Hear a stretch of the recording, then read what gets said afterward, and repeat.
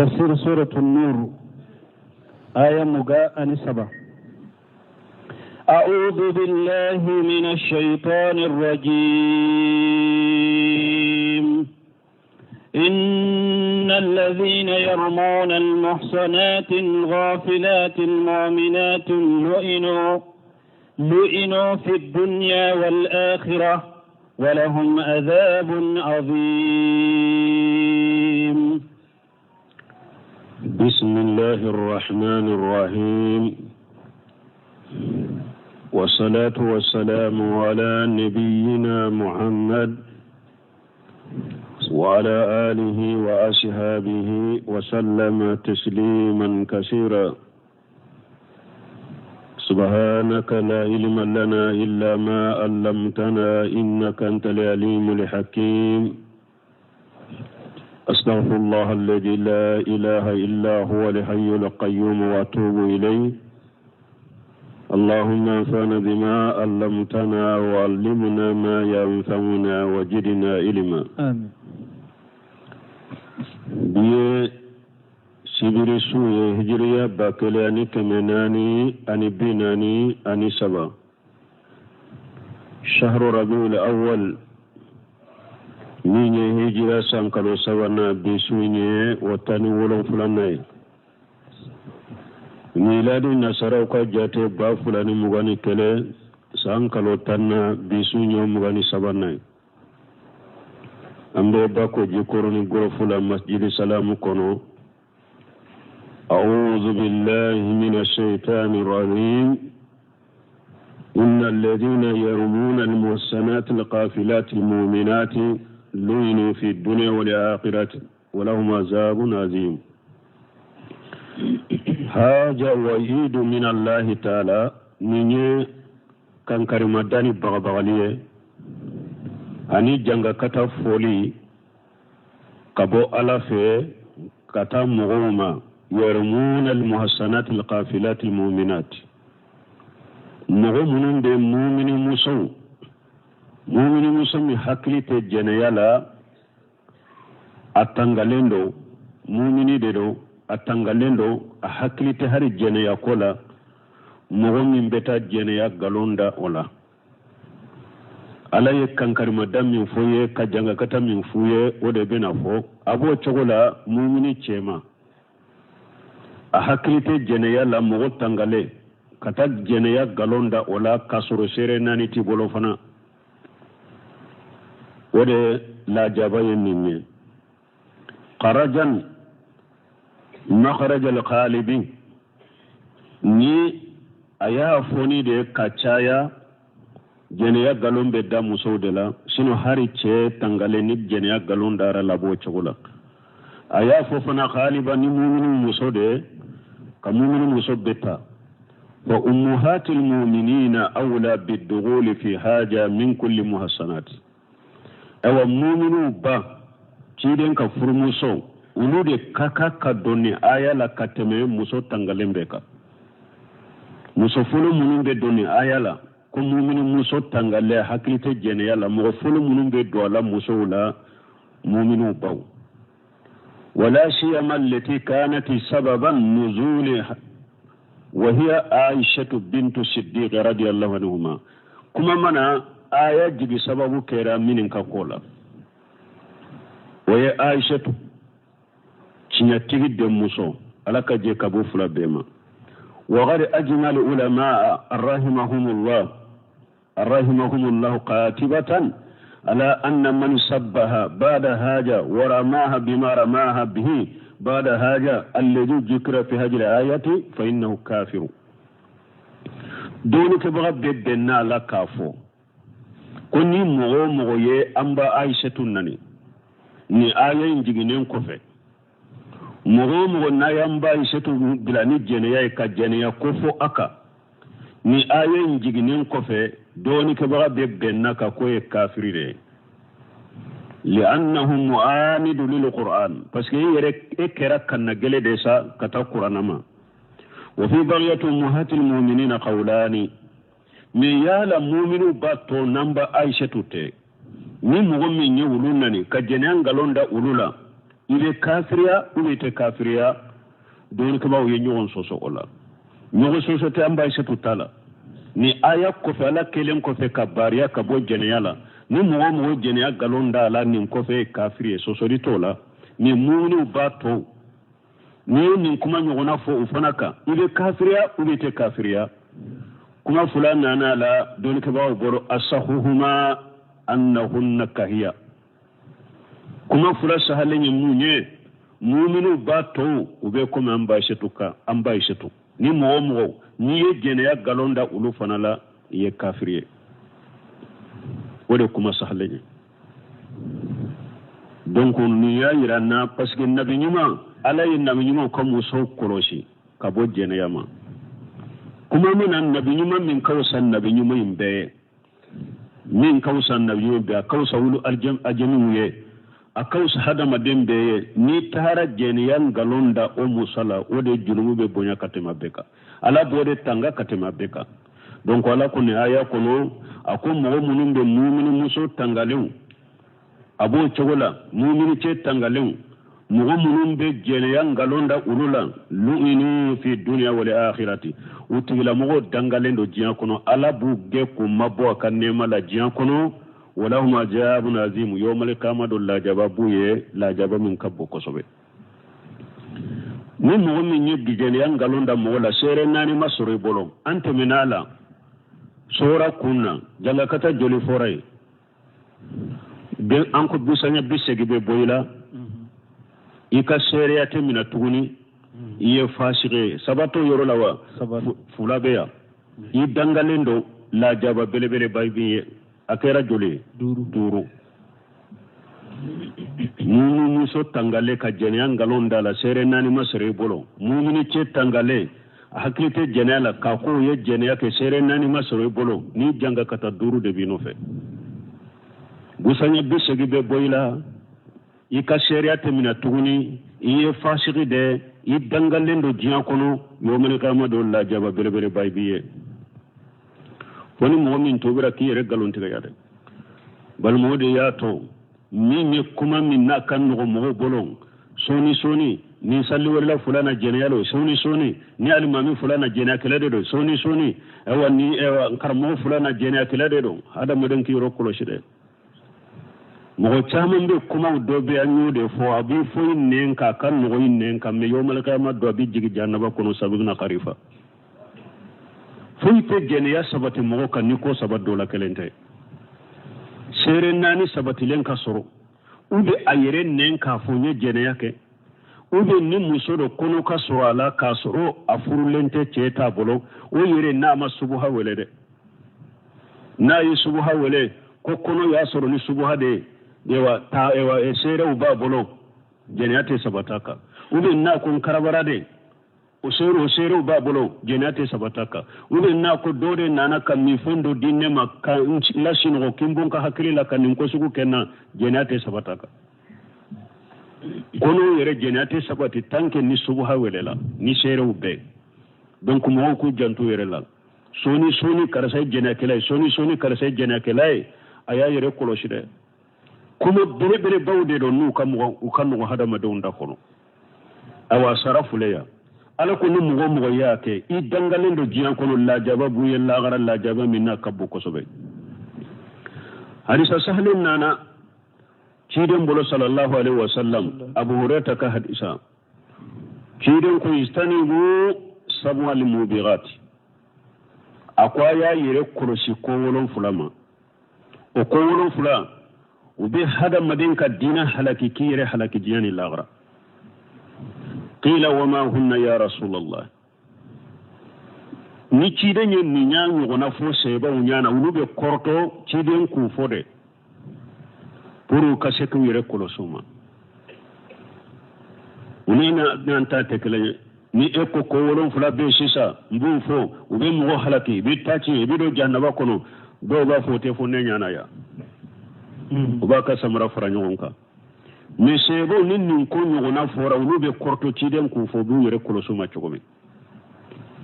ko ciden ma uliye ko woro fulay dume qala shirku billahi ciden ko fulo ka fulanna fara alaka الشرك الأكبر والشرك الأصغر والشرك الخفي أكيد فلان كفويا كمبابا ubi fulan kafoya fitini ubi fulan kafoya dogole fulan kafoya kalite sabayin be ni mogo mi shembwala yera ibolo abi halaki kika dina halaki jiyani lagara afolo yode junubu site jiya kono min kabo fulan kafoya junubu folo min ni alaye qur'ana damina to ni alaye mogo bolala wo ye fulan kafoya de fenyuma site jiya kono ka tawhidi bo ala ka pinya mare kan folo qur'ana kono kera tawhidi de ala ka bali kan ko folo qur'ana kono kera shirku de aw fulan ka foya ire kono sama shirk fi rububiyya ala ka dani na kana foy fara alaka wa shirku fi uluhiyya ala ka batuli kana foy faraka wa shirku fi al-asma wa sifati ala ka tugula kana foy faraka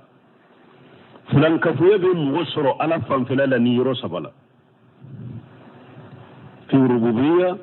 wa uluhiyya wa asma wa sifat shirku bi soro ni yoro la shirku yin kalke sabade ka fulan na fara ala ka dani na ka garjagelila ube ka fulan na fara ala ka aka batolila ube ka fulan na fara ala ka aka tugula ire koro sama bi halaki jiya bi halaki laghra ewa shirku fanani kalite saba shirkul akbar wa shirkul asghar wa shirkul khafi shirkul akbar munye kata sujudu ke shegu ye ube ka sujudu ke kaburu ye ube ka sujudu ke shegu do ka foto dilolenye ube kata kantigele ke kaburu ye ki dama kasala ni shirkul akbar mughraj min al millah fulan ka fay kumba boda bi labo islamiya kono ashirkul asghar al half bi ghayri allah qala sallallahu alaihi wasallam من حلف بغير الله فقد كفر واشرك akoni mo ni kallani fe ngore min talay i kafir yara ube mushrik yara don ko ka kallani fe ngore min talay shirkul asghar wa shirkul khafi o biddu sukunde kono yere jira don do la tidem bora shego ba ke ka dajali ka kofo akon ka fendo fo min ka dugu ni fitina kabon kam manton kan ne tidem fe ka temi dajali kawa uko tidem ko shirkul asghar ko shirku la sagari munye cidon ko shirkul qafiyu ko fulan kafwa dogole ko fulan kafwa dogole munye akon yaqumu ar-rajulu fayusalli fayujayyinu salatahu lima yara min najri ar-rajul ilayhi ako shirku qafiyu munye o yimmu gode abe wuli abake kasalli na ba kasalli la anya bala mugodo bake kallaje aya ka salli masirikanye o tiginye koro puro anafwa nin kalan chugo kanye de ube puro anafwa nin challi chugo kanye ci don ko nin ka jugu ne kam manto ma nin fitna ka bon kam manto la kateme dajalika shirkul khafim ube diskunde kuno yere jira donc a folo yen ninde hada maden ki yere kuro shirku kalte sabay mbema abi halaki jinya bi kadina halaki abi halaki laghara fulanna wa shuhul ani dabali abin mugo halaki kika dina halaki kire halaki jeni lagara dabali keli ni kera dabali kela de abi halaki jiya ki halaki lagara dabali dobe ubafo atif dabali dobe ubafo saraf atifu ubafo de makoti wala kiren ko inna ruqa wa tamayima wa tuwala tashirk atifu yemunye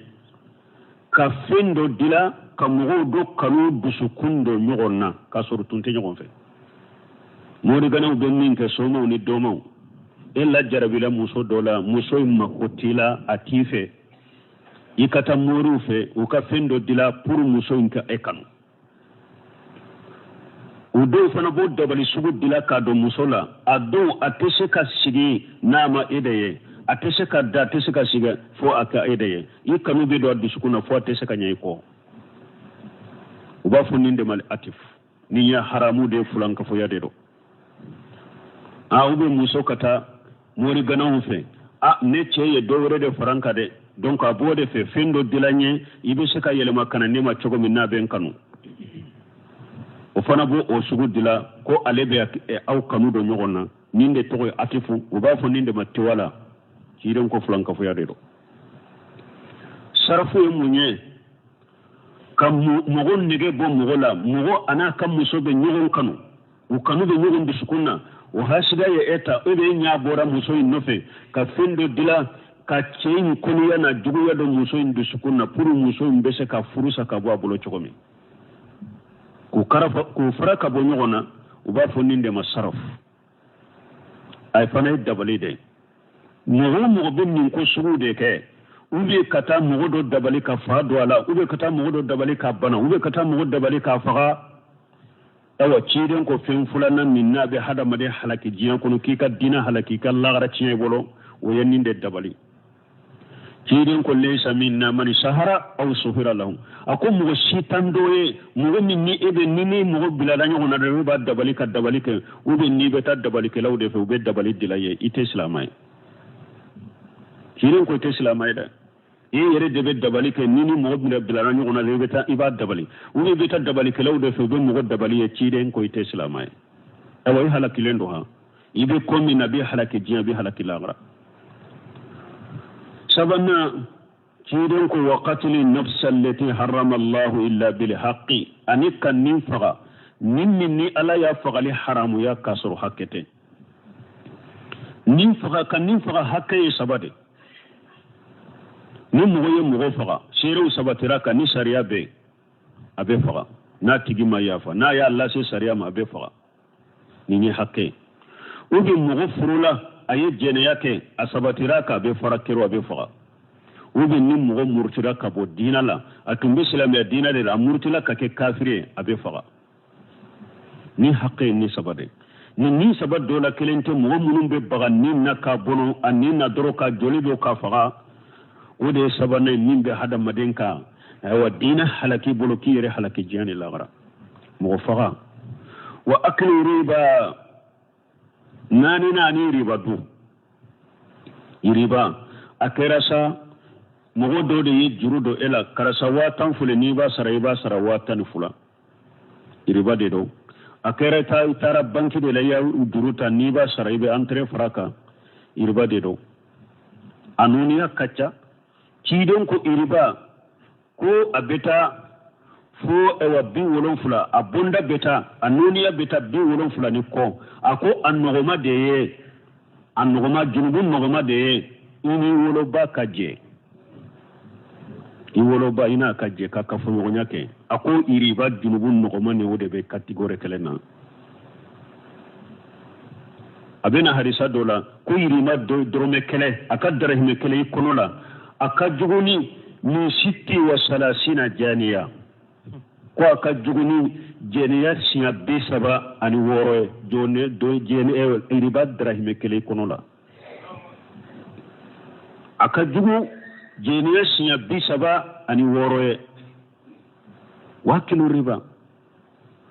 iriba dumbe hada made halaki jiya kono kika dina halaki bolo kila ni halaki lagara ninde nani duruna wa akli mal al yatim anika al yatime kanafulu dufu innal ladhina yakuluna amwal al yatama julma inma yakuluna fi butunihim an-nara wa sayaslawna shayra alakum mu'minun bil yatime toyo ka kanafulu du ko tigi tasuma de do kono ku ye jahannaba tasuma de do kono ko lagara ku be bila tasuma menene nay ni jolina duru worona waqt ورنا وتولي يوم الجهف أني دمي سلامو كجما كنوفله كافرو كجما كنوفله أندر نانيوغنا أمبا فيك جهدوك أي يركنك ودو كابولي يسيرك كله يرولا سلامو كجروبو فله كافرو كجروبو فله تورا أنك نيوغم من كللا وبي أني نيوغم من كللا إكابولي وفانا يقود يبي حلقي جيا بي حلقي لاغركي كدينا حلقي بلو ولو فلنا وخجف المحسنات القافلات المؤمنات أني مؤمنون بمؤمن حديثا يريد دوكوني نيرود اللبين دي مؤمن موسو تنغالي أحكلت جنيالا مؤمن چيما تنغالي أحكلت جنيالا كجنيا نغالون دا أولا أيا يريد كروسا ماري karasay jene kele karasay jene yake aya yere ko ci kuma infoli ma de mumini muso tangala haklite jeneyala mumini chema tangala haklite jeneyala ni ko aye jeneya ke sere nani fana sabatilente e bolo aka jeneya ka awa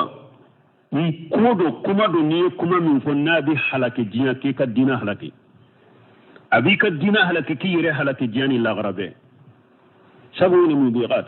ko wolo fula min be hada maden halaki ki ka dina becci bolo ka halaki bolo tiiden ko sallallahu alaihi wasallam ɗum wolon fulade ɗo hadisayin do kuñire labayinde donc kuma min ɗo fooli kan o haɗama dow nen ka yayi rokkuro sama on kalimamiya aɓe jeneyade ka kalimamiya ɓe cohri eyeya dow ko aɓe jeneya ke cohri eye jeneya sabata ka cohri jankoye ɓena anñinen kala kan kalimamiya aɓe jeneyade ke an ka salliwolere ɓe jeneyade ke an ka wajuru kala ɓe jeneyade ka kiri ɓe cohri eya ɗo aɓe jeneya ka cohri eye jeneya sabata ka cohri لا حول ولا قوة إلا بالله مؤمن يكونوا يتحسبونه هينا وهو عند الله عظيم أو نيانا مؤمن يكون نغودي أو داقنا مؤمن يكون بلي باودي على في هذا مرين يري كلين يري كروشيكي دامنا كشيء نعمة ورياتو دوني تبا سلفو دوكو أكو هذا مدين نيني كورادي إيا بلا درابيدو nenyi ka warade iya bila dro ka foni dro abidu ala kan kishi kantanga يوم تشهد عليهم ألسنتهم وأيديهم وأرجلهم بما كانوا يعملون ni janga kita bele ba abin nunun tigi munun be mo galon jenen galon da mo la sere nani tubolo ni ala ko janga kita bele babuye janga kita bele bay mbu soro donjuma yawma tashhadu alayhim alsinatuhum wa aydihim wa arjuluhum bima kanu ya'malun janga kita bele bay mbu soro donde dommi nu yere kan newumbe sereya uka bonu be sereya uka sewumbe sereya uka ni tumbe bara munun ke jankono yere tumbe bara jugu ke nembe sere kai ka befo tumbe bara jugu ke yere bolo bafo yere sewum bafo wala to cida na nasihi muslimu kono anasika hadisala qala kunna inda an-nabi sallallahu alaihi wasallam fadahika hatta badat nawajiduhu kunu tumbe ciden fe dondola ko yelela fo ta ka juru nunum bora keneka ciden ka yele danyode akdi ka yela te kambo te dawga ni ay muñirade fo ni minde kofe wo yera o ya yele danya ko cide ñirela fo akatta ka juru nunum bora keneka summa qala kofe ciden ko atadruna mimma adhaku aku ya law bado nebe yele minnawa qulna allah wa rasuluhu alam sebo ko an ko alana ka ciden de bodo qala min mujadalati al-abd li rabbih aku do natigi alabe ñugon kuma sagin min ke lagara ñelela odela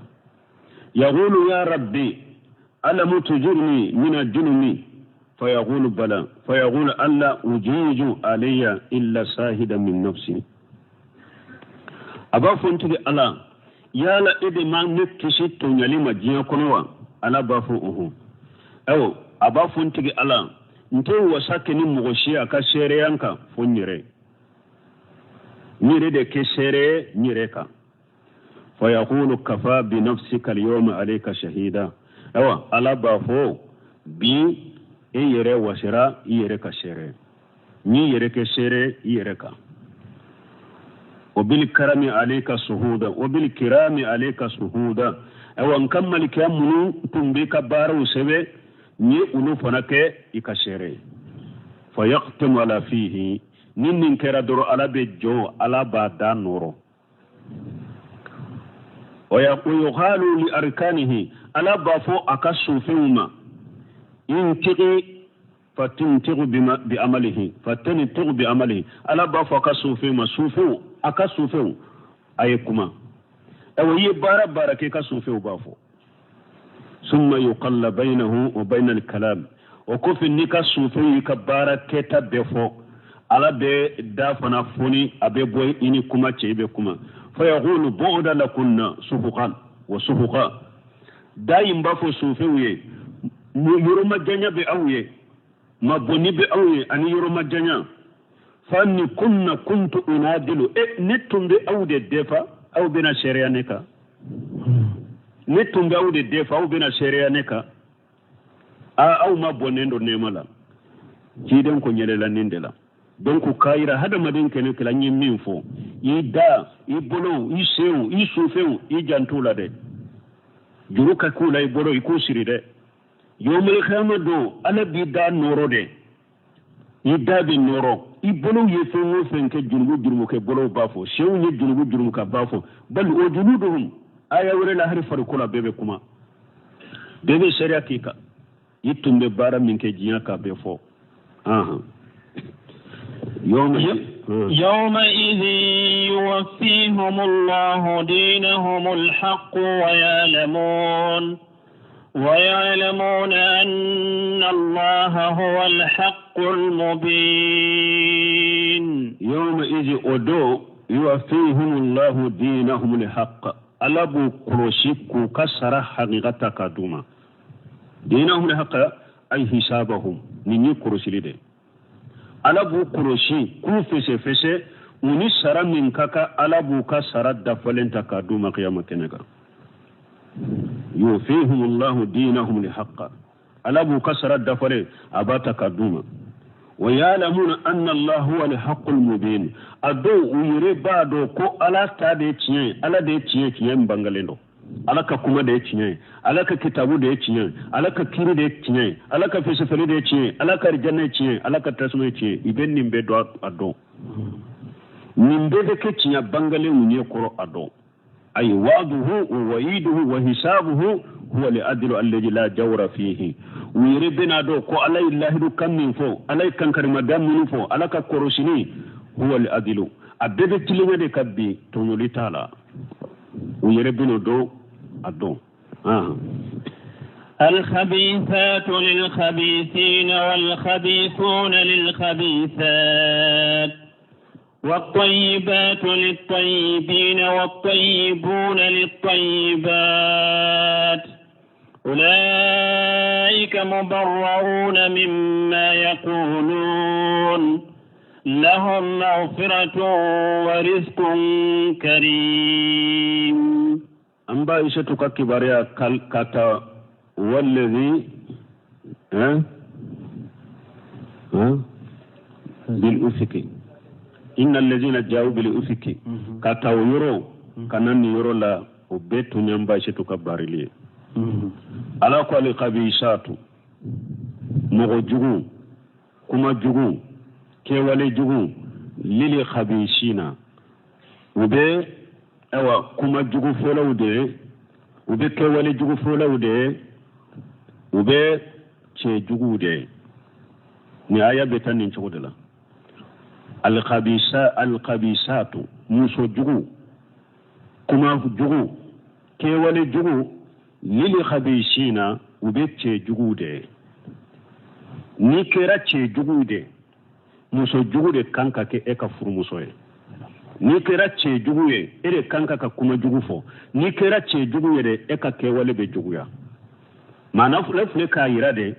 munafiqu ye min dambe kata cide ma pour ka muso tiya parce que ni ka muso tiya na kera muso jugu ye doro yere tiya na awa ala ko muso jugu kanka munafiqu de bolo munafiqu munu ye ni ngalo ndamba se to na pour ka cide to tiya de ala ko nu ne muso jugu kaka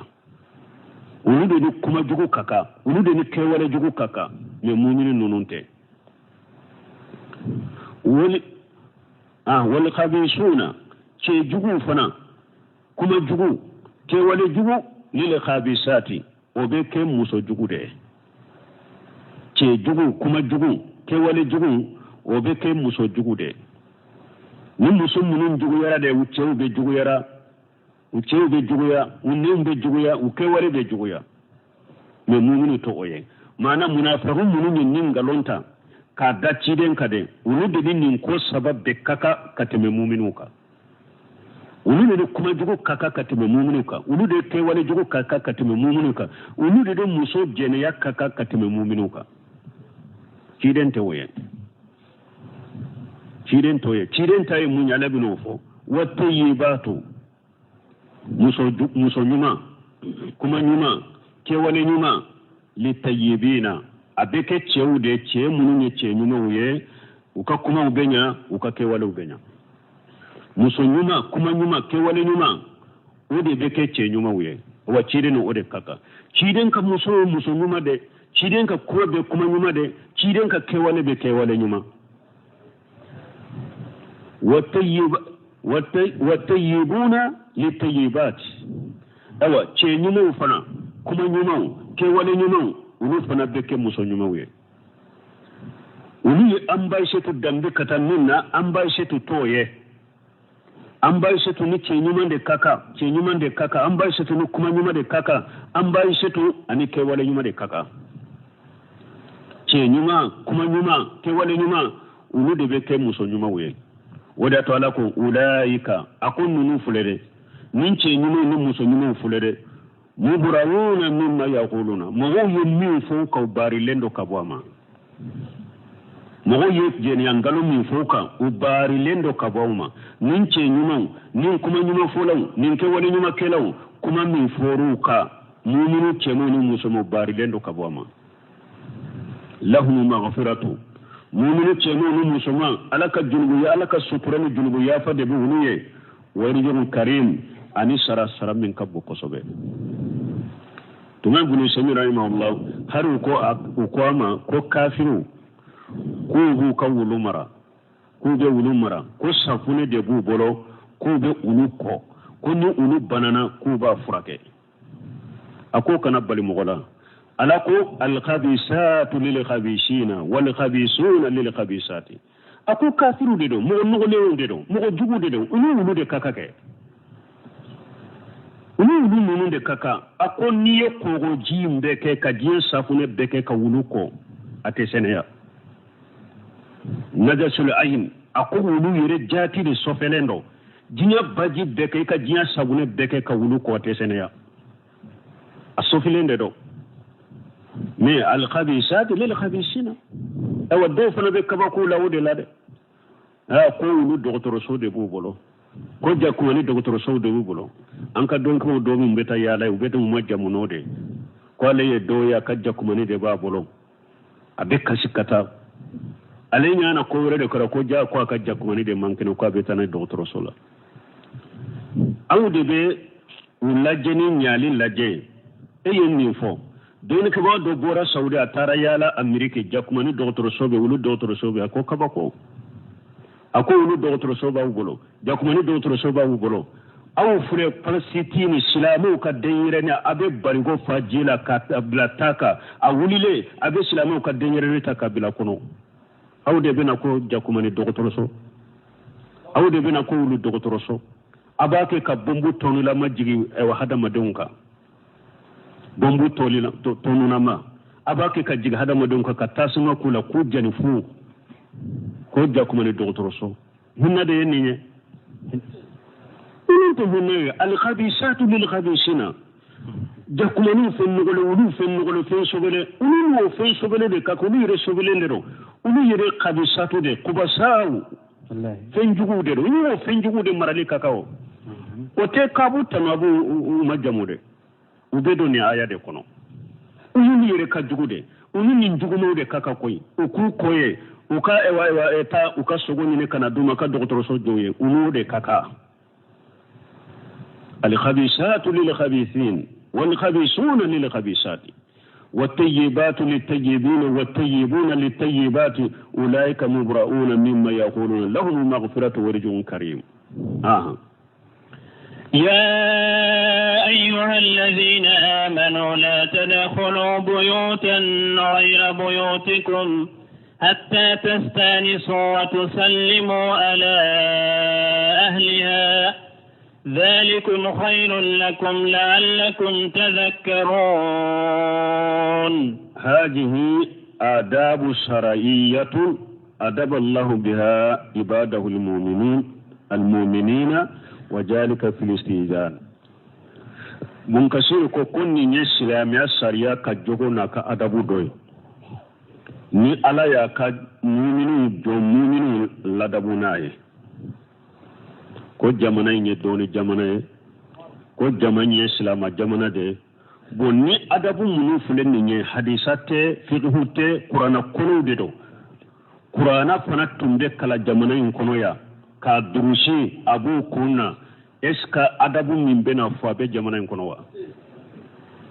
alquran hujjatu laka aw alayka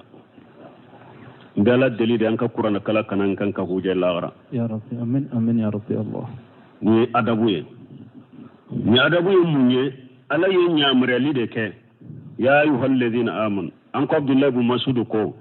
akunni ya mi qur'ana kuna la ba fo ya ayyuhal ladina amanu tilo ma do kallam re ala bina ko ba do fo kam go nyamare nay ni mu'minu ya ke be here suru jani lagra do be faray kalli man ya kafana ni ma ke fani kalli man ya be naqashi ube ala bina ko bele wele ba do fo ka balili kala ni ya to be here suru jani lagra ni ma to be bala usura la ala ko ya ayyuhal ladina amanu akum mun naw dara ala la haqiqa la tadkhulu buyuta ghayra buyutikum akana do dukono aka dute minye akana do sokono ka sote minye hatta testanisu fo ka jenyine ke testanisu testazinu wodi ato nin kananga abe ewa abdullah ibn mas'ud ubi kakkalan chokola ani ibn abbas hatta testazinu hatta testanisu hatta testazinu ubi bakala chokola ani ibn abbas testani su korode e ka dute duminye e ka sote somunye kanu do akuna abada foy ka je nyini atigife sani ka do folo je nyini abe chogo bina fo ija astazana ahadukum salasa falam yu'ajil lahu falyansarif je nyini ibnade karasa ni nana akadala iba fo assalamu alaikum na ilamina ibafo a adugunu nka doa nako haddo ibe do abena nyefe nako sagi ibe sagi obebena ni mugo ni lamina fana yi salamu bila siya folo iman lamina iya bila fulana iman lamina iya bila sabana iman lamina sage kana dode abdurrahman sadu ko munna ala yi minje nyini ke sariya adabu kata mu'minuma akoso hada madin ka du ube ni bi ka sokono abe komi sutura de do na bi ka lawra sutura komi ni be fini do abe ka lawra sutura chokomi ni tora ka do mo ka du kono paraw ima je nyini ibe se ka ta soro aka finu tala aka lawra boleno parce que aba ka sokono rajati do mo te donkaya ibe ta bila afar allan kolon ka ibe se ka kala wura yekele ube ni tora ka do mu ka sokono ni dogo ya ama boy kalama abise ki tuhumani ko jugu peliye abise la jate min ina na sunyani de ina na ko were de la alla je ni dugu tigi ta ka dukono ale bina akadula anyabe cheedo boto ya aka muso kelende ba ka dukono ale bina dudala anyabe cheedo boto la ka dukono o hakili beta yoro jade hari na ya soro eddo na de doroye foli ke du kono mo mi lamina isagira ale yu boto ye a hakili beta yorobe abesika shika aka muso nyire la obesika ke manka na ka muso re nyonje donc akode ya to i kana do mo ka du kono ni ma je nyini ko fula bala i kana tala bila mo do kala uraka ka kala uraye ube ni donna ima sarama i dogo donna mo kana ti jate min ni sunyali ube ko were anana aba musa al-asari tumami aye je nyini umar ibn khattab fe sinya saba umar ma jenda ma aba musa al-asari sagira o ko fe umar ko alema aba musa al-asari aba musa ko tumami aye je nyina fe umar ko ale tumame de ako ale mame ako ka ci bila katama mo ka wele kana anale ako muna enana ne ka dalan isagira ko ni fo sinya saba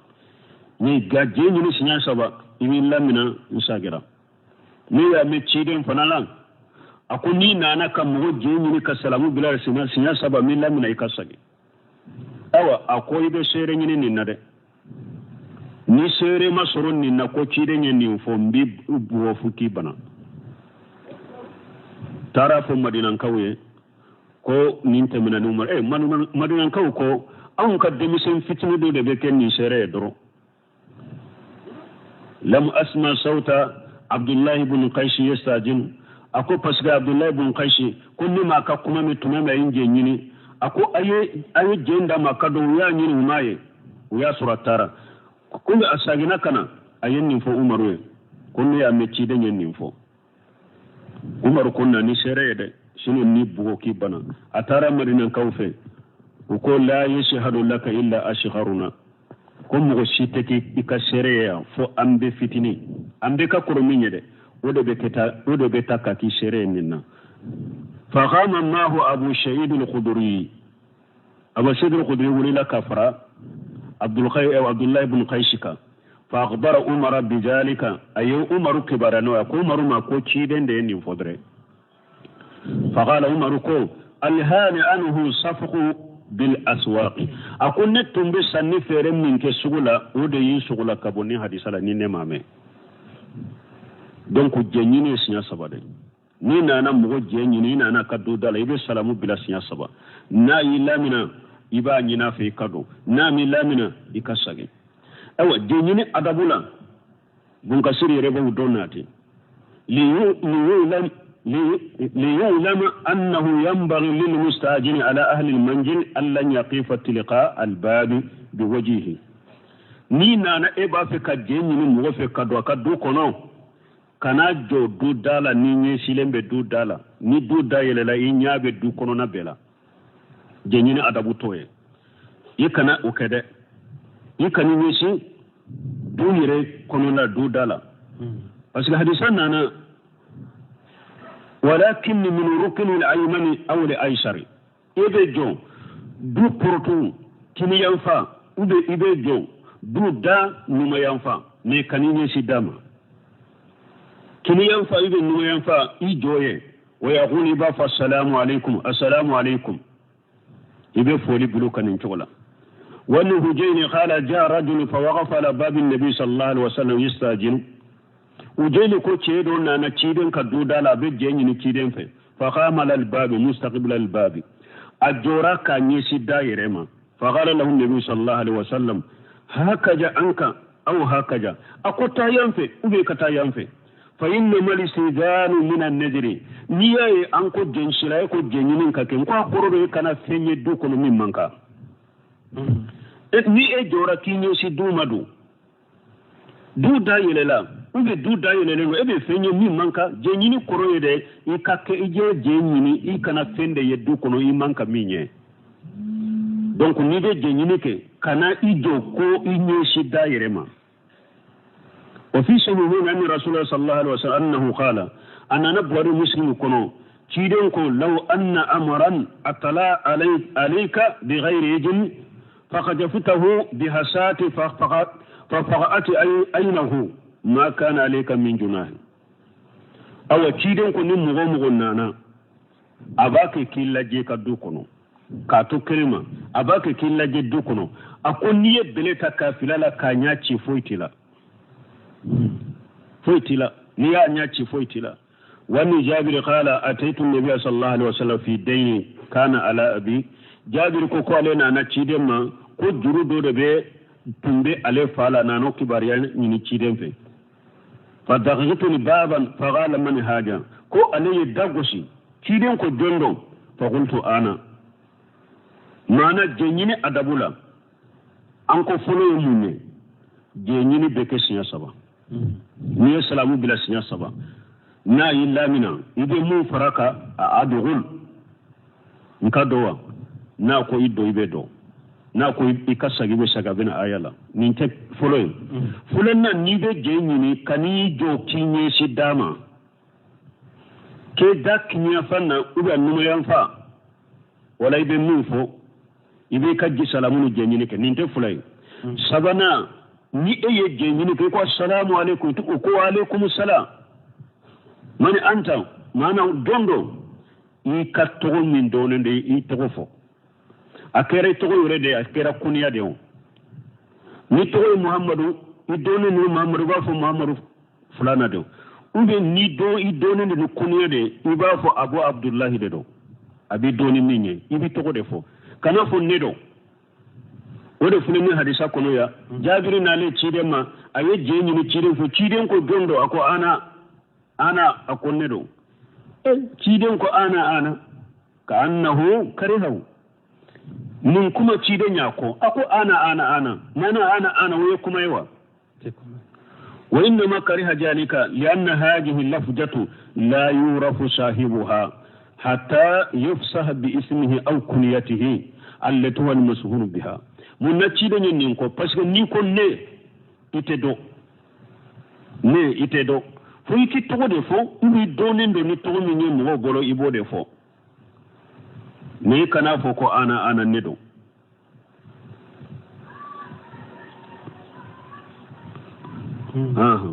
anana an ko adugulu cedo na ciden ka dudala akwa assalamu alaikum ngi way dola donna ciden ko ya fo ninye ko akabo abole ciden ko akabara ke denye ta foyede ko ni abedo ko akafo assalamu alaikum adugul ni salamu fanati do folode ni salamu bila illa minana mun kan ka faraka adugul mu an kan ne be saka fon kadwa ni jendiri ma ibedo ni atigi ko ikasagi kana dimide anana ibn Abbas bolon sanan kasoma anni kilgata ibn Hanbali anna Safwan ibn Umayya basahu fil fatih billabi ko ale tara ciden fil labi munyi nyame jigina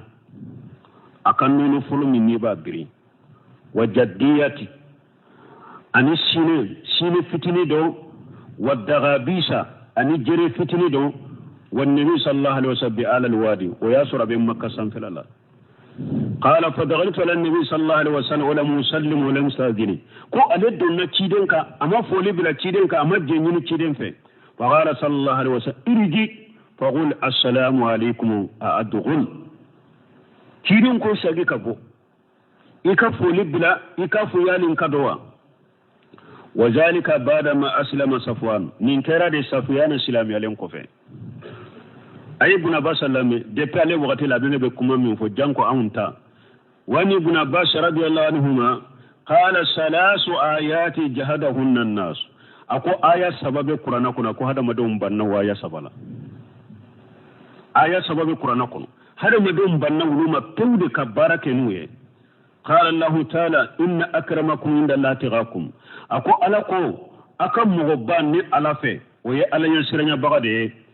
قال ابن عباس أكو ويقولون إن أكرمهم عند الله أعجبه بيتا أي مغوكو أي مغبان من يدو بلي بلي بابي من بلو أكو ألاكو أكم مغبان ني ألافي ألا يسرنا بغدي مغبان ني آية لدي ولكو كو لكم مغبان دي كو دو بلي بلي بابي من بلو wartiki ni yefoloye qala wal ijlu kulluhu qad jahadahu an-nas akon min yejenyine ni bedo mo ka sokono ubedo ka dokono ka jenyina fe ko be banno fanala qala qultu ayasajinu alayya akhawati aytamu fi hijr al-ma'i fi bayt wahid ako aleko ibn Abbasma yala ni har ne ka demisonu mununi alaytimu be lamin bolo nka duko mu beddo uka jenyini fewa qala nam na basu ko ka jenyini fe faradadtu alayhi li yurqisa li ko ale toraka kuma isabi sai ka Abdullah ibn Abbas nyini ka pura kan no yadi alema fa aba Abdullah ibn Abbas baraka no yadi fa qala tuhibbu an tara uriyanata akoya na ikali ya timi dimusu musu muani mimbe ewa ife na billa mufe iba fe ka lankolon sorwa qultu la ko ay aw qala ibn Abbas ko fasta dini ako ola aka jenyini fe ubi nebe do jenyini qala farajaytuhu aida ako ale sagira ka akumula sagi ko inna wa qala atuhibbu an tuti Allah ako iba fe ka tuwala ko iba fe kala batowa qala qultu nam ako ale ko ibn Abbas ko fasta jini wala jenyini ko wakati de sera la ako ola jenyini wani ibn Jarir qultu li atai ayastajina rajula la yumratihi bunjere ko ale ko atayima yala mugo ce eyere ka furmuso ni be do ka ibe jenyini wa qala Allah wa haja mahmulu ala adam al-wujubi ako ay ire ko ni muso ni bo do ka jenyini tika me jenyini tika a wajibile de tika me akanunindo hari ka furmuso ni be do ka ika kando boy kana soro chogo dola iman ka soro chogo minna parce que kan furmuso o fare kono yoro be yeli dagariye me iba soro ni e tunaka ale billahi hala dola me atasi har na ce ika soro o la halala ko da to nyana wani Zainab imrat Abdullah ibn Mas'ud anana Zainab bolo Abdullah ibn Mas'ud ka furmuso radiyallahu anha قالت أقول كان عبد الله جاء من حاجتي فانتهى إلى الباب تهنها عبد الله بن مسعود تنكر نالي بورا كسوكنو أترى هاجو دولا دوكونو نانا كسو دولا درو أبي كاندبو تهنها أبي من كامبو pour musona do ko ale nana na be ko dola ale manka ye komina anu dabla abu kambo wa bajagan abe daji bokatu ka daji bo furu musona do ko anara karahatan an yuhjima minna ala amri yakrahu ma tafi ka muso yisoro ko dola ko minni ubatoro ni ko min mandai donc hari ka muso ni nana tumbe yoro dola idena dugu kono ni nana hari ka furu muso ni be do ka kando bo ika dotibu na do nana ika nusoro kuma dola min manka ika nusoro keware dola min manka me wajibi tika me kana chu me don yerebe awa ashe muso rere ka muso ka do puru ku sege ku soro ko dola o man ka sarafu tunte soma o mai hari ciden ko ni bora tamayro la koy kana do ika muso ka sufelala ciden kala da tundo na bora tamayro la nana Madina sufelala abeshi Madina dafire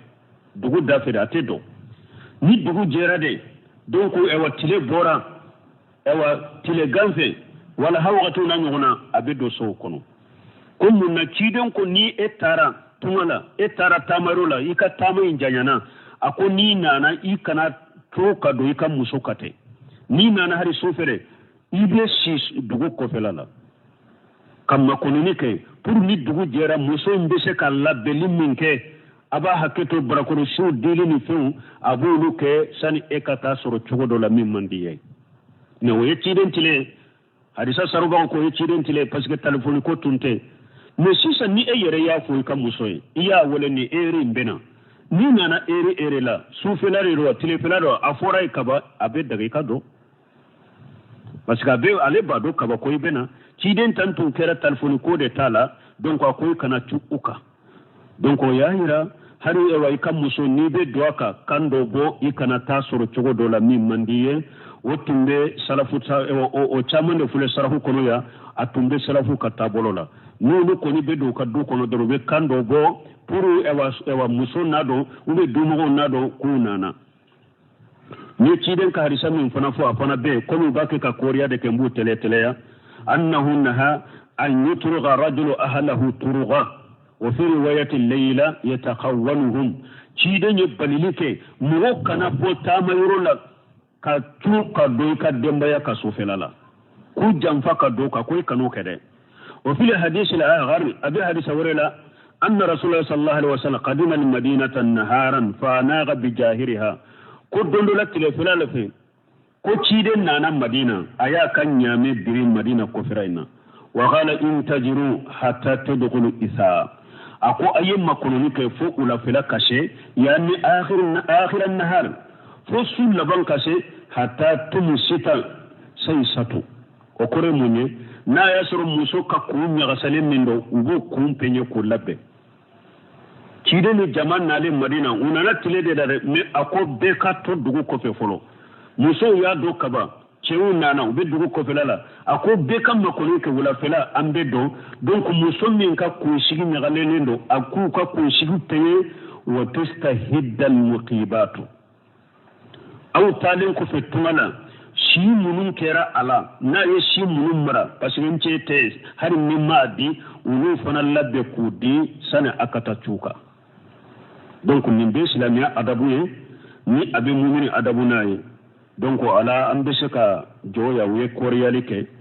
sini insha Allah pour anka ayin da musoro ni ka fa musorala ani ni ayan ni adabu min fule ani awun be nyana mu ya cogo minna ni alay sini ranna insha Allah annakum kawluka subhanaka allahumma wa bihamdika ashhadu an la ilaha illa anta astaghfiruka wa atubu ilayk jazakallahu nke ko do kanyin kare do ka bo ko fe ko ciren tale sanna yelela ko atemena muso jamakulu do ka ko kala jaba cogo fo ko sahlende wa bo hata ya ko ka sege sege de parce que ciren ka sanna yere al isra'i wal miraj qisa chaman bala masaha albaniya kitabu do dilani fanaka munu sahara la ko sabati munu masaha ko bola qisa chaman de nana la munu sahalente aha